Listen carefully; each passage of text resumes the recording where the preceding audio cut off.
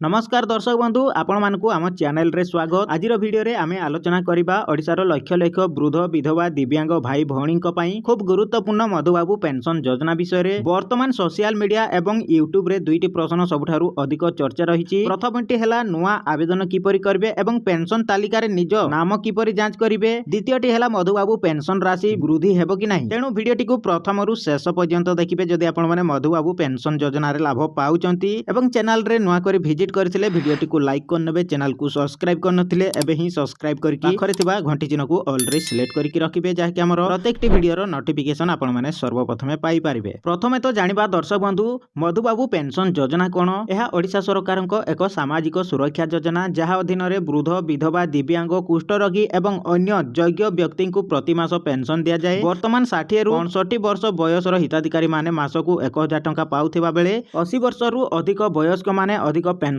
पाउचंती। प्रति मास 15 तारिख रे पेंशन बंटन करा जाए। एबे आसंतु प्रथम बड़ प्रश्न को। दर्शक बंधु अनेक लोक पचारुचंती जे निज नाम पेंशन तालिका रे अछि कि नाही, किपरि जांच करिवे। वर्तमान बहुत लोक ऑनलाइन रे निज नाम जांच करूचंती। जदि आपण पूर्वरु आवेदन करिसंती एबे निज ब्लॉक पंचायत किंबा नगर पालिका कार्यालय रे जोगाजोग करी तालिका जांच करि पारिबे। अनेक स्थान रे जनसेवा केंद्र माध्यम रे मध्य एही सुविधा उपलब्ध रहिछि। एबे नुआ आवेदन विषय रे कथा बा। जदि आपणकर बयस 60 रु अधिक किंबा आपण जणे विधवा दिव्यांग कुष्ठरोगी किंबा अन्य योजनार कोनोसी योग्य श्रेणी रे आसुचंती तेबे आपण आवेदन करि पारिबे। आवेदन पई आपणकर आधार कार्ड, बैंक पासबुक, आय प्रमाण पत्र, बासस्थान प्रमाण पत्र एवं आवश्यक दलिल दरकार होई थाए। आवेदन फॉर्म वीडियो ऑफिस किंबा नगर पालिका कार्यालय रु मिली थाए। जदि आपण माने अप्लाई करिया पई चाहुचंती तेबे आपण माने वीडियो ऑफिस रु किंबा नगर पालिका कार्यालय रु आपण माने फॉर्म पाई जिवे। देखंतु दर्शक बंधु वर्तमान राज्य रे लक्ष लक्ष लोक मधुबाबू पेंशन योजना पाउचंती, किंतु एहा सहित आउ गोटे बड़ खबर सामना को आसीची। विभिन्न जिल्ला रे अनेक आवेदन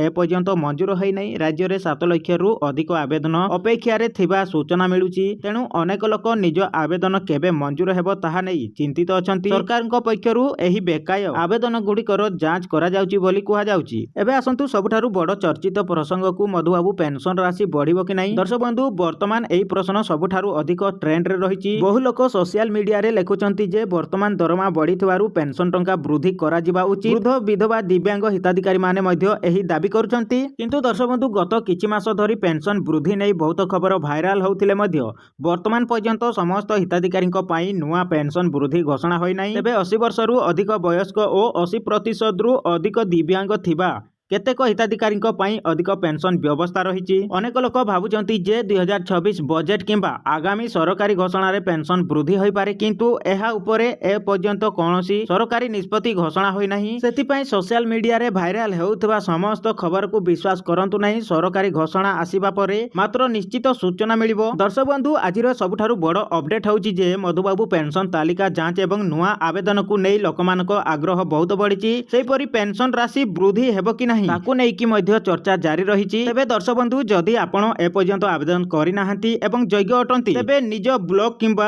नगर पालिका कार्यालय रे जोगाजोग करंतु। आउ जदि आपण पूर्वरु आवेदन करिसंती तेबे निज नाम तालिका रे अछि कि नाही निश्चय जांच करंतु।